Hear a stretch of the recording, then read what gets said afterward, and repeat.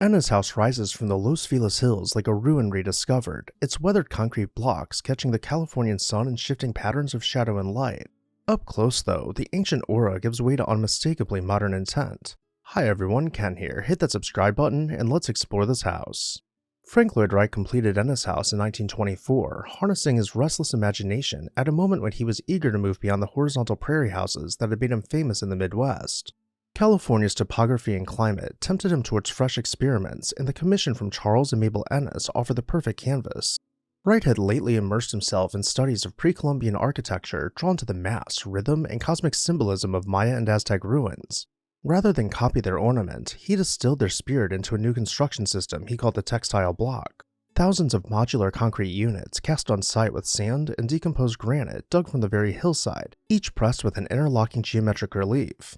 When stacked together and laced with steel rods, the blocks formed walls that looked woven rather than laid, turning humble concrete into a kind of three-dimensional tapestry.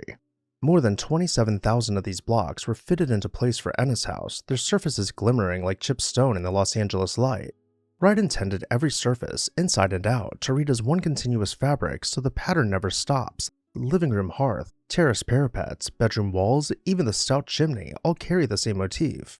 From a distance, the house terraces upward in deliberate stages, recalling a step pyramid and emphasizing Wright's conviction that a building should grow from its site as if it were geological. That principle of organic architecture guided every decision, orienting main rooms towards panoramic city views, carving courtyards and loggias that blur boundaries between shelter and landscape, letting filtered sunlight pour through perforated blocks so that interiors feel dappled and alive. Yet the romance of the idea met the reality of experimentation. Casting concrete by hand was slow, and minor flaws in molds or rebar placement left behind weaknesses. Cracks appeared before the house was even finished, and local earthquakes later deepened them. Water seeped into joints, smog roughened the concrete skin, and over decades, the hill itself nudged the foundations. Still, Wright adored the finished work. Some accounts have him calling it his favorite, and the house quickly stood apart from the Spanish colonial and craftsman homes that peppered 1920s Los Angeles. Visitors arriving by the winding drive first glimpse a fortress-like facade. Making their way through the gate, the viewshed opens up to reveal the city below in the valley. You're then stepping through a compressed foyer that Wright designed to heighten the drama of release into the soaring living room. There a wall of windows frames the metropolis beyond, while a monumental fireplace, its masonry indistinguishable from the surrounding walls, anchors the space like a modern hearth in a Maya temple. A half-flight higher, the dining area perches almost ceremonially, its own patterned walls rising towards the ceiling carved with skylight slots. A covered loggia carries you along the hillside, its floor flickering with the latticed shadows of perforated blocks. Bedrooms unfold in quieter rhythms, the main suite boasting mitered glass corner windows that dissolve the barrier between the interior and the vast basin panorama. Down a stair, a billiard lounge spills out onto a terrace where a 1940s swimming pool mirrors the house's blocky contours in still water, as though continuing the architecture into a liquid plane.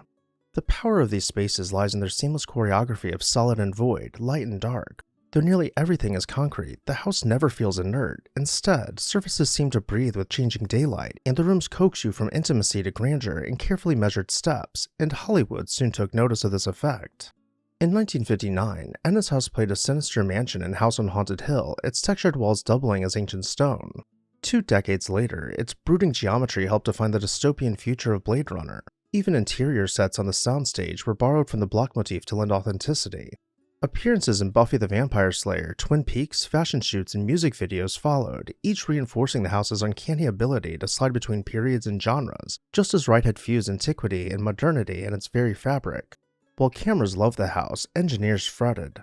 The 1994 Northridge earthquake and relentless winter storms left it teetering on structural failure, and by 2005, authorities deemed it unsafe, with a non-profit foundation marshalling grants and private gifts for an emergency rescue. Craftspeople cast new blocks using molds taken from surviving originals. Stainless steel pins stitched cracked walls, subterranean drains whisked runoff away from the hillside, and a concealed steel frame lent the house a spine it had always lacked. Millions of dollars and painstaking years later, Ennis House stood whole again. What endures, beyond the drama of restoration or the thrill of cinematic cameos, is the clarity of Wright's experiment, a single idea pursued to its limits. He imagined concrete, the gutter rat of building materials, raised to the dignity of sculpture. He sought a house that felt quarried from its own hill. He wanted walls that were as much ornament as structure. Ennis House fulfills those ambitions in a way that is both heroic and humanly scaled. Its pattern blocks may evoke a temple, but they also register the hands of the artisans who cast each one, the hillside soil that colors their aggregate, the sun that animates their relief. Standing before the house at dusk, when the block faces glow amber and the city lights kindle below, you sense a dialogue across millennia, ancient builders stacking stone in Yucatan, a 20th century visionary coaxing poetry from concrete, and today's caretakers safeguarding a fragile masterpiece for whatever myths Los Angeles dreams up next.